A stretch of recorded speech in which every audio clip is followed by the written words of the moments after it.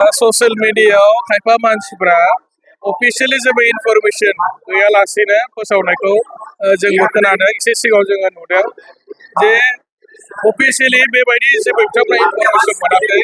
prime minister office आरो chief minister अफिसनिफ्राय confirmation मोनालासिनो बेबायदि बुंनाया थिग जायाखै बिथाङा जोंनि हादरनि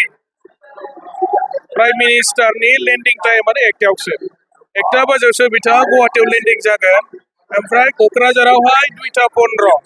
2:15 बे समावसो बिथाङा क'क्राझाराव लेन्डिं जानानै दिनैनि हाबाफारियाव बाहागो लाफैगोन आसामनि चिफ मिनिस्टार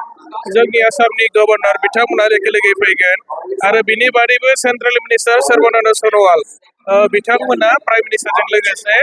2:15 जोंनि क'क्राझाराव लेन्डिं जागोन आरो दाबो टाइम दङ दासो एकथा जादों आरो बिथांमोना प्राइम मिनिस्टार अफिस आरो चिफ मिनिस्टार अफिसनिफ्राय जेबो इनफरमेसन मोनालासिनो बेबायदि मानसिफोरनि गेजेराव रं मोनसे इनफरमेसन स्प्रेड खालामनाया थिग जायाखै प्राइम मिनिस्टार सारा फैगोन आरो अलरेडि अफिसनिफ्राय जोंनाव खबर फैखादों जे 2:15 क'क्राझाराव लेन्डिं जागोन आरो आङो रायजो राजा बिथांमोनखौ खावलायदों बिथांमोननि बेबायदि मेसेज स्प्रेड खालामनायखौ जाहाथे रावबो फोथाया आङो बिनि थाखाय जोंनि बड'लेण्ड ओनसोलनि आसामनि रायजो राजा बिथांमोना जाहाथे बेबायदि मेसेजखौ रावबो फोथाया आं बेखौ खावलायबाय आरोखि